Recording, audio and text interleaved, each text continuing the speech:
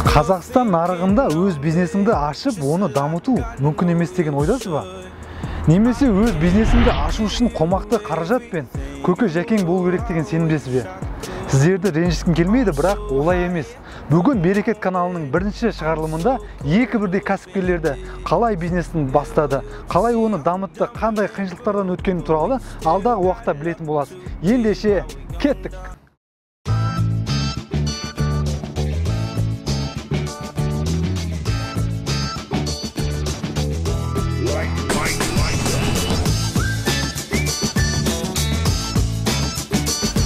Идеясы қалай пайда болды? Өткен жылы тура осы уақытта 22 наурыз күні бірінші күніміз еді ашқан.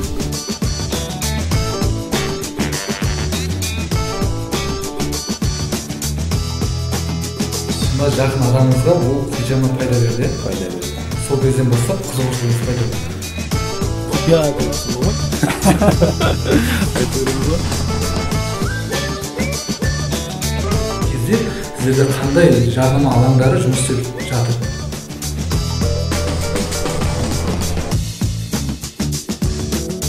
Ең қызықты историяға екі адамға мына екі сыйлықты тарту етеді.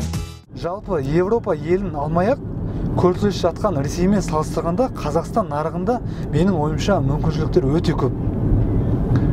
Жалпы Берекет арнасының негізгі мақсаттарының бірде сол мүмкіндіктерді көрсете білу. Қазір біз Силайк компаниясымен хижама орталығының негізін қалаушылармен сұхбаттасуға бара жатырмыз. Олар сол кәсіптерін қалай бастады, қалай дамытты, қиыншылықтардан қалай өтті деген сұрақтардың жауаптарын алдағы уақытта алатын боламыз. Бізбен бірге болыңыздар.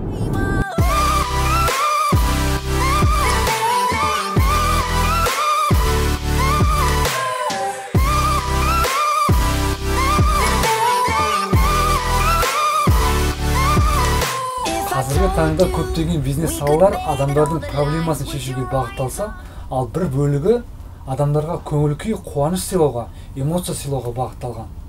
Сондай салалардың бірі ерекше сыйлықтар дүкені Силайк. Бүгін бізде арнамызда қонақта Силайк компаниясының құрушысы Ермек мырза. Қош көрдік. Қалыңыз қалай, көңіл күйіңіз қалай? Рахмет.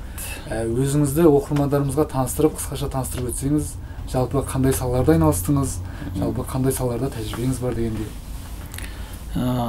Атымен де айтып кеткендей, Ермек негізі осы Алакөл ауданы тумасы болам.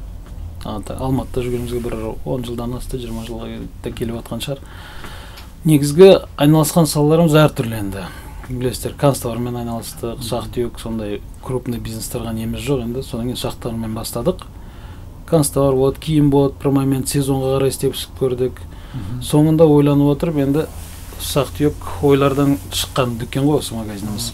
Жалпы осы қазір сіздің Силайк осы компаниясының дүкенінің осы идеясы қалай пайда болды? Қалай бастапқыда ойыңызға қалай келді? Негізі бұрыннан болатын да ой, бір елді таңғалдыру деген сияқты. Қалай айтсақ, бір кездерде бір кино көріп отырдым да. Ол кино бәрі де көрген шығар, Брюс Уиллис ойнайтын көрген, американды, Голливуд, енді бәрі Голливуд көреді ғой қазір. Киноның аты тура есімде жоқ, но сол жерде бір жігіт бір арманмен жанып жүрді да. Қара нәсілді жігіт. Әр күн туған күн деген идеямен жүрді ол жігіт. Содан кейін әр күн туған күн бір мереке бар деген сияқты. Жаңа көңіл күй, сондай нәрсе. Ол жігіттің айтуы не ашам деді, ол кондитерский ашам деді, елді қуантам әр күн туған күн деген сияқты. Сол мен ойымда қалып қойды да, осы уақытқа елді қуантсам, қайтып қуантсам, ол ел қуанса, ертең оның отдачасы бізге де болады, біз де қуанамыз деген сияқты ой болды ғой.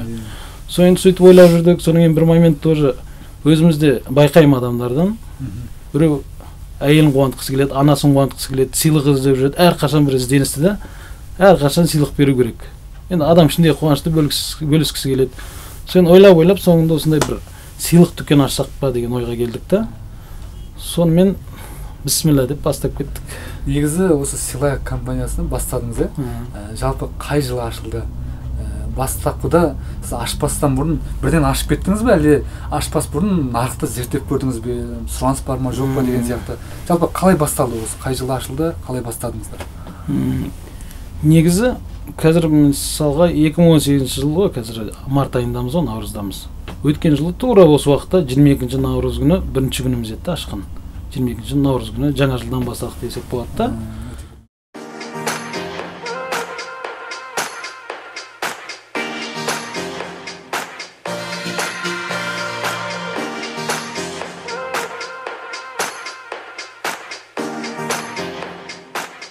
Соңғы уақытта елімізде қарқынды дамып бара жатқан қызмет саласы болса, оның ішінде адамның денсаулығын жақсарта алатын сала керемет мүмкіндікке ие болып жатыр. Бүгін біздің арнамызда қонақта өз кәсібін, өзінің сүйікті ісін бизнеске айналдыра білген Сәбит мырза. Қош көрдік, Сәбит мырза. Қал жағдайыңыз қалай? Көңіл-күйіңіз қалай? Жалпы бүгінгі арнамызда өзіңіз туралы қысқаша айтып кетсеңіз. Енді қош көрдіңіздер, дәке. Келгендігіңізге қуаныштымыз. Бұл хижама деген өте пайдалы ем.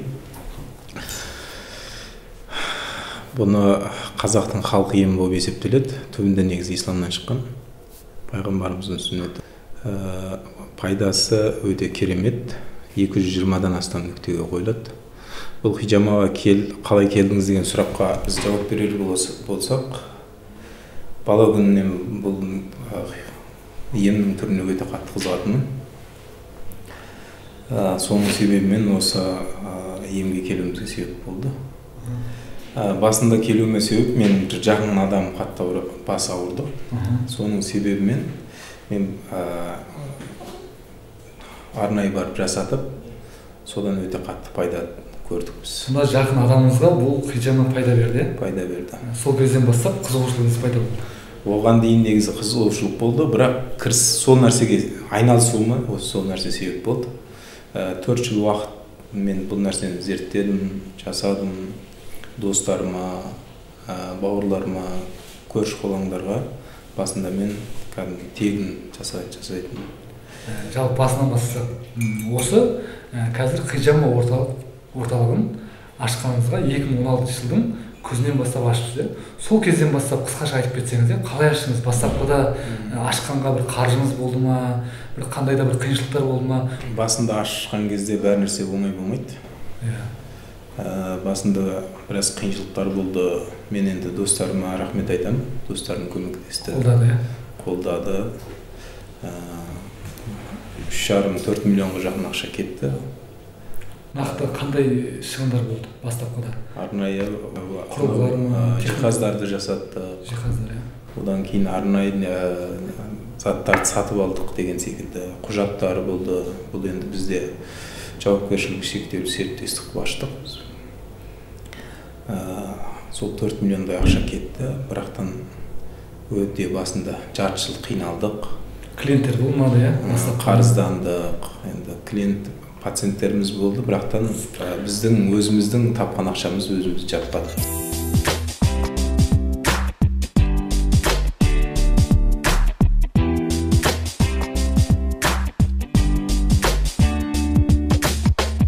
Қалай басталды осы? Жарайды, сіз ойыңызға келді, сыйлайық деген ойыңыз келді, атын таптыңыз. Енді бастайым дегенде сізде бастапқыда қанша қаражат болды? Сол жөнінде айта кетсеңіз. Енді бұл құпия деп айтсам болмайды. Айта береміз ғой. Ең басында шынында келгенде енді біз сондай бір қалай айтсақ бір әкеміз или шешеміз или там ағамыз тіреп тұрған адам емеспіз ғой, қарапайым адамбыз бәріміз. Қарапайым жанұядан шыққан деген сияқты. Бір саудагер тарихымызда жоқ ешқандай. Бастап көрейік дедік, ойландық, бірағында шын айтқанда қаражатымыз сондай бір үлкен бір қомақты қаражат жоқ. Басында бір өзімде бір 100-150 мың теңге болған шығар, енді точно қазір енді айта алмаймын да. Достарымыз көмектесті. Қарыз алдыңыздар ғой? Қарыз алған кездер алдық, әрине алдық, ауызда болмайды. Достарымыз аман болсын. Соны анамыздың батасымен деген сияқты ең біріншісі. Содан ақырындап бір 500 мың шамасында болар енді. Сонымен ақырындап 500 мың бастадыңыз. Иә, әрине. Енді мен қазір байқап отырмын да, сіздің дүкеніңізді, ішіндегі тауарларды қарап отырсам, бір өте бір креативті, бір ерекше тауарлар бар да. Мысалы айтқанда, адамның ойына айтқанда бір ерекше көңіл күй сыйлайтын, бір ерекше бір эмоция сыйлайтын бір сыйлықтар көп көріп тұрмын. Осы сыйлықтарды енді былай өздеріңіз былай құрап жасайсыздар ма, әлде бір шет мемлекеттерден аласыздар ма? Жалпы осы тауарларды қайдан аласыз? Негізі, иә. Енді товарлар дұрыс айттың, өзгеше товарлар былай қалай айтсақ, мынау кез келген қатар тұрған дүкендердегі товарлар емес, енді қарастырдық, сұрастырдық, біреумен сөйлестік, мынау қалай кетіп жатыр, мынау қалай кетпей жатыр, мынау бізде бұл бұрыннан келген товар ма, жоқ товар ма деген сияқты қарастырдық. Мысалға Ресеймен жұмыс істеп жатырмыз. Ең бірінші Ресеймен бастадық та, Ресейдің заттарымен. Үстілерінде орысша жазулар орысша, мысалы поздравляю папе, маме деген сияқты. Бір уақыттан кейін қараймыз, негізі Қазақстандамыз ғой, енді орысша сөйлейді көбі, бірақ анда қазақша да сұрайды да. Соны оны ойландық, енді қазақша жасау керек. Содан кейін ақырын соған келдік та, бір айдан кейін, 2 айдан кейін орысша жазуларды алып тастап, осы жақтан жаңағы типографиялар тауып, солармен сөйлесіп, қазақшасын шығарып, мысалы дипломдар болады, там кубок деген нәрселер бар. Солардың бәріне қазақша жасап шығарып, мысалы адамдарды біраз бұндай нәрсе де бар деп таңғалдыру үшін. Мысалы, одан бөлек мысалы Турциядан алдық, ұсақ-түйек Турциядан аламыз. Жалпы шет мемлекеттерден тауар аласыз, соны қазақиландырып, қазақша сөздер қосып, қазақша креатив қосып, былай өзіміздің менталитетке, өзіміздің жаңа көзқарасымызға сәйкестендіріп, нарыққа ұсынып жатсыздар, тырысып жатырмыз. Жалпы сіздердің аудиторияларыңыз кім? Жалпы өзіңіздің былай айтқанда, негізгі клиенттеріңіз, аудиторияларыңыз кім деп айта аласыз? Негізгі клиенттеріміз, аудиториямыз десек, мен енді шамамен қарадық, 1 жыл болды міне. Негізгі біздің клиенттеріміз әйел адамдар дейді.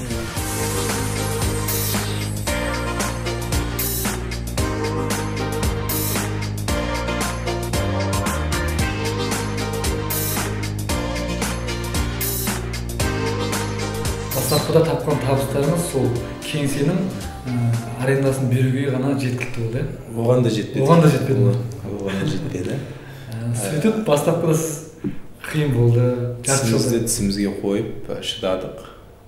Аллаға шүкір, енді қазір өзін-өзі жауып отыр. Енді сол жарты жылда енді жаппады. Сол кезде сіздер былай айтқанда кеңсенің жалақысын төлеуге, былай айтқанда басқа да жұмысшылардың ақысын беруге өз қалтаңыздан ақша шығардыңыз басында. Сол тығырықтан қалай шықтыңыз? Енді кез келген істе шыдам керек, одан кейін әрқашанда тоқтаусыз еңбек керек деп айтар едім де мен. Себебі кімде-кім талпынса, ол жетеді. Көп адамдардың сол нәрсеге мақсаттарына жетпеуінің себебі олар талпынудан, әрекет жасаудан былай айтқан кезде тайсалады. Сондықтан да қажымас қайрат бізді тек қана жетістікке, жеңіске жеткізеді. Сіз бастапқыда сол жарты жылдықта сіздер былай айтқанда өз қалталарыңыздан шығындалдыңыз. Одан кейін бертін келе былай айтқанда осы кәсіп сіздерге ақша әкеле бастады. Сол бір жарнаманың әсерінен ба, ненің себебінен сол аяққа тұрдыңыздар сіздер? Қазіргі кезде сіздерде қандай жарнама алаңдары жұмыс істеп жатыр?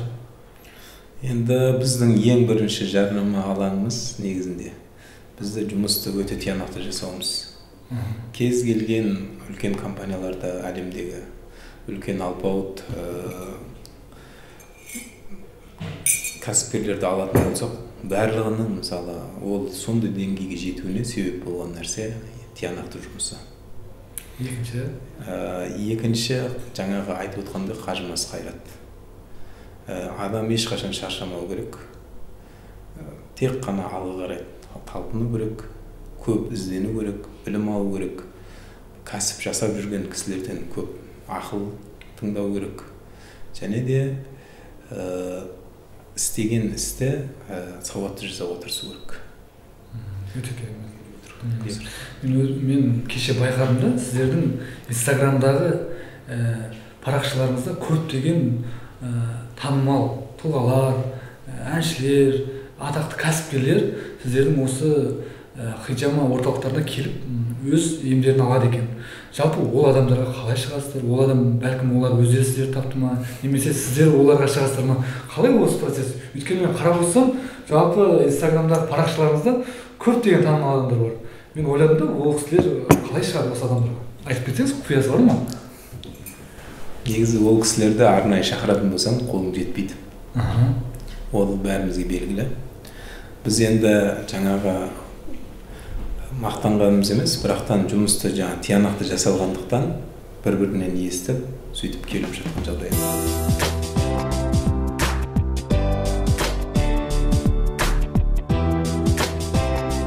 Жалпы сіз енді айттыңыз, былтыр 22 наурыздың қарсаңында осы компанияны ашып бастадым дедіңіз. Бастапқыда 500 мыңдай былай айтқанда осы тауарларды алуға ақша кетті.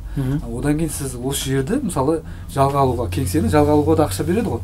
Жалпы бастапқы кезде қалай осы ойыңыз бастадыңыз, аштыңыз, осы жерлерге құрдыңыз, бәрін жасадыңыз. Қалай болды? Бастапқыда қиын болды ма? Адамдар сатып алды ма? Сіз ойлағандай нәрсе болды ма нарықта? Сатылым жақсы болды ма? Бастапқыда қалай сіздер осы күнге дейін аяққа тұрдыңыздар? Қайтадан енді орысша сөздер келе береді ғой. На свой страх и риск дейді ғой. Тәуекелмен бастадық.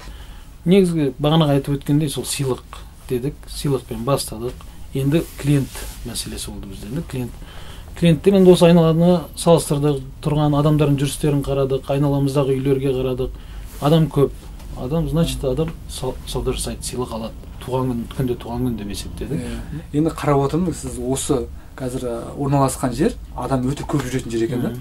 Сіз осы орналасқан жерден бөлек қандай жарнама алаңдарында осы компанияны ұсынып жарнама жасайсыздар? Енді біріншіден еске келетін сол интернет қой. Сол Инстаграм болады, Фейсбук қолданамыз. Барынша енді қатты соны салынып кеттік десек болмайды енді, конечно. Қолдан келгенше тырысып жатырмыз. Енді біз енді өткен ғасырдың адамдарымыз ғой, әлі оны қолданып үйрене алмай жатырмыз. Но негізі маңыздысы сол, яғни соны қолдануға тырысып жатырмыз. Сол бір жыл аралықта байқадыңыз ба, сол әлеуметтік желі арқылы біршама сіздерде сатылым болды ма, қалай кішкене өзгеріс бар ма, әлеуметтік желі арқылы осы тауарларыңызды сату мүмкіншілігін көре алдыңыз ба? Әрине, көрдік. Сатылым болды ма? Болды. Енді сондай күшті болып кеткен жоқ, но адамдар таныды біріншіден. Менің мақсатым енді бірінші жыл пайда да көрмеуі мүмкін, танытайық дедік. Сол жаңағы әлеуметтік желі арқылы танытайық. Келесі жылдар одан да көп сауда болар деген сияқты. Но соның өзінде мен күткенімнен де артық болды. Істедік, яғни бір жылда. Егер құпия болмаса, ашылғаныңызға бір жыл болды ғой. Қазіргі таңда осы компанияңыздың, кішігірім компанияңыздың айналымы, айлық айналым обороты дейді ғой, қанша болып отыр? Енді ол сондай бір құпия емес. Шамамен айтқанда 3 миллион теңгенің шамасында айлық айналымы болады. Ал жалпы табысыңызшы? Табыс десек енді сөзден енді расход дейді ғой, біздің шығындарды алып тастаймыз, ананы кеткен ақшаларды алып, мен солай айтқанда бір где-то может миллионның шамасында болар енді. Жалпы алдағы уақытта осы Силайк компаниясын дамытуға деген қандай стратегиялық жоспарлар құрып жатсыздар? Ойларыңыз қандай? Негізі басында бастаған кезде айттық біз 3 ай көрейік, 3 айда қалай болар екен деген сияқты. 3 айдан кейін результатын көре бастағаннан кейін уже бір жылға толтырып барып, жаңа филиалдар ашайық деп шешім қабылдадық та.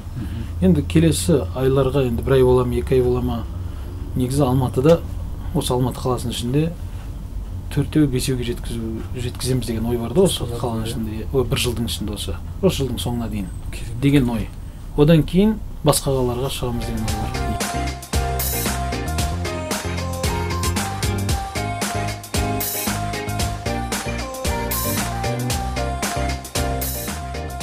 Жалпы қазір осы компанияда қанша адам жұмыс жасайды және күнделікті қанша адам қабылдайсыздар шамамен? Енді бізде қазір тұрақты түрде келетін 5-6, 7-8, 10 шақты адам максимум сондай болады. Барлығы жаңағыдай осы хиджама жасайды? Хиджама жасайтын және офис менеджеріміз бар. Маркетингке? Қазіргі біздің ауқымымыз осындай. Керемет, өзіңіз айтқандай қазір білім өте қажет, Сен қазір 1 ай немесе жарты жыл білім алмасаң, өзіңнің айтқанда ортаңнан әлдеқайда қалып қалуы мүмкін. Сіз қаншалықты осы бизнес әдебиетіне деген білімді алып, өзіңіздің біліктілігіңізді арттырасыз? Жалпы кәсіпкерлерге бұл білім алу, білімді арттыру қаншалықты маңызды білесіз? Енді кейбір адамдарда болады, табиғатында ол айтқан кезде қызмет көрсетуге өте жақын адамдар болады.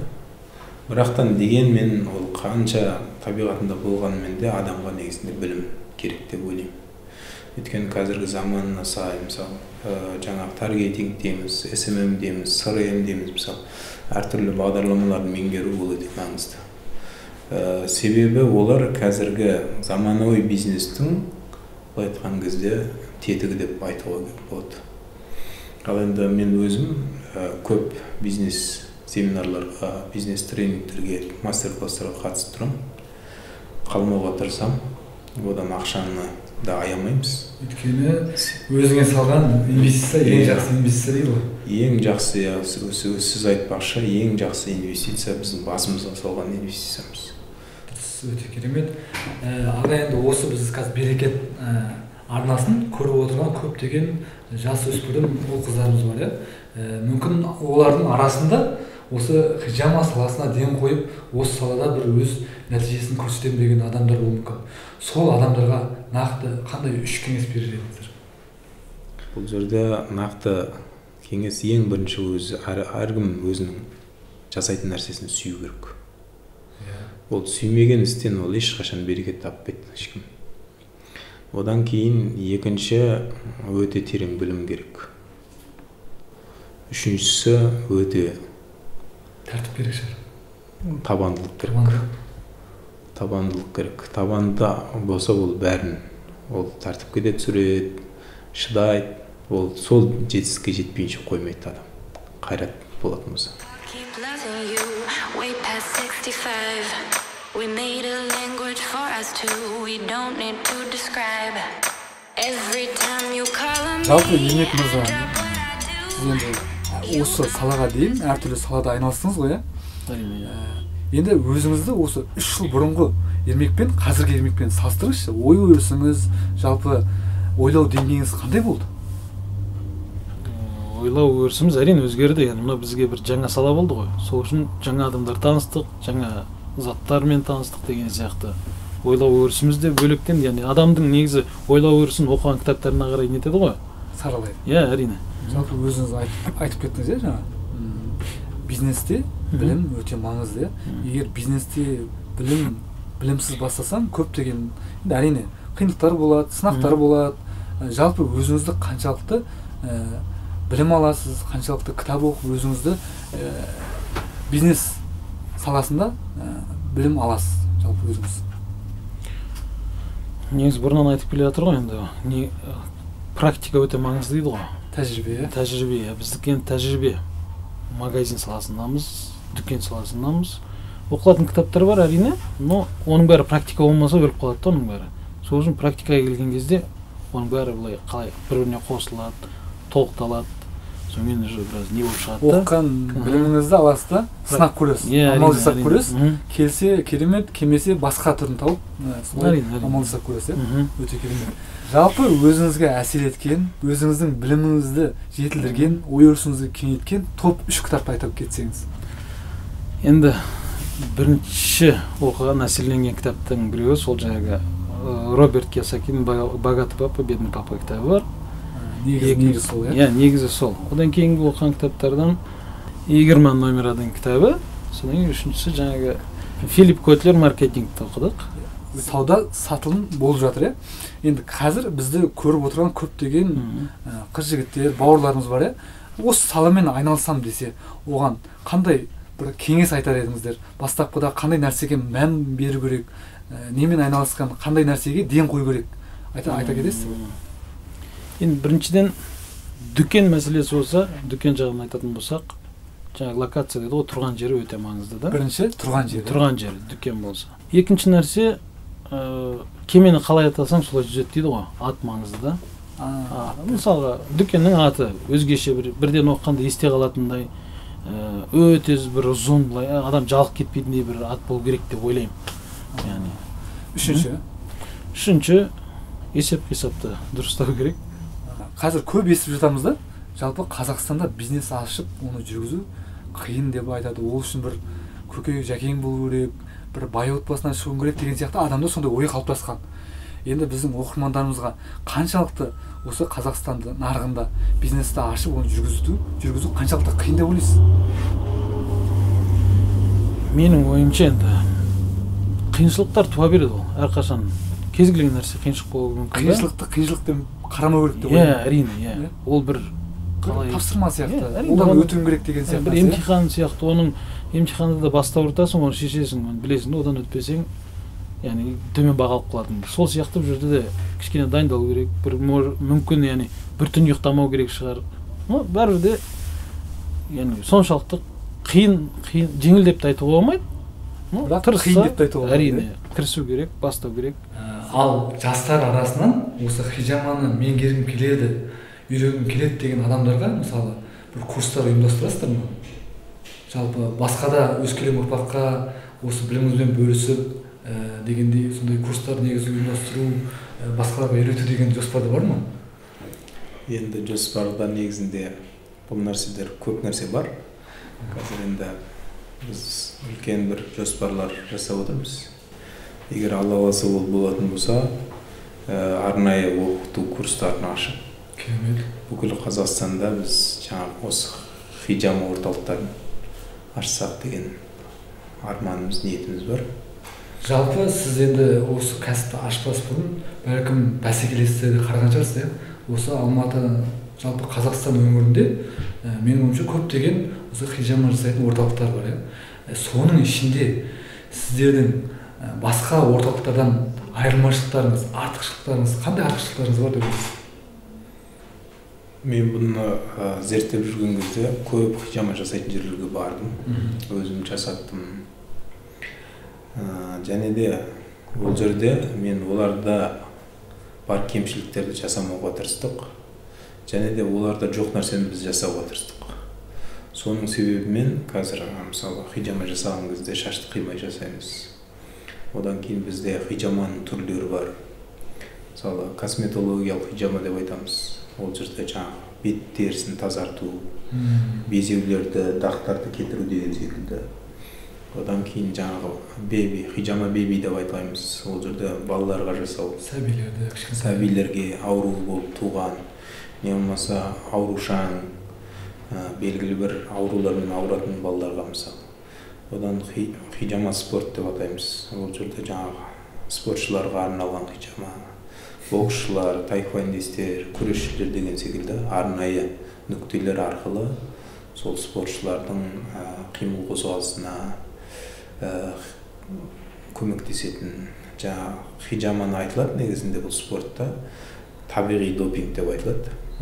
Ешқандай зияны жоқ. Майкл Фелпс мысалы, біздің өзіміздің Геннадий Головкин, Қанат Ислам барлығы хижама жасап тұрады. Сіз қазір айтып жатқаныңызға байланысты мен шыны керек осы уақытқа дейін мен жасап көрмеген екенмін да. Сіз енді дәке ол заманның артта қалып сіз кішкене. Соны мен қазір ойлап тұрмын да. Соншама адамдар жасаған екен, мен қалайша осы уақытқа дейін жасамаған екенмін. Сіз жаңа айтып кеттіңіз ғой, хижама эконом, хижама беби, хижама спорт. Мұның барлығы негізі айтсаңыз өзгешелік артықшылықтар ғой. Осының барлығына ойыңыз өзіңіз ойлап таптыңыз ба, әлде сіз белгілі бір бизнес мектептерде оқығанның бір білімнің себебінен болды ма? Жалпы. Енді бұл білім ешқашан адамға артықшылық етпейді ғой. Біз жан-жақтан біліп, кәсіпкер ағалармен ақылдасып, одан кейін жаңағы үлкен кісілермен көп ақылдасып, одан жаңағы заманына сай істі жүргізуді, мысалы жаңағы арнайы тренингтерді үйреніп деген секілді, бұл қазір хижаманың модернизация жасап отырмыз. Заманына сай. Енді бұл әлемде бұндай нәрсе мен енді көрген жоқпын. Бұл нәрсе енді менің 7 жылдық тәжірибемнің арқасында, одан кейін жаңағы бизнес жасайтын кәсіпкер ағаларымыздың ойларымен ақылдасу арқылы осындай ойлар келді. Қазір осы нәрселер бойынша арнайы роликтер түсіріп, арнайы жарнамалар жасауға қазір талпынып отырмыз, ниеттеніп отырмыз. Алла қаласа бұны болашақта көретін боласыздар. Бұйырса көреміз.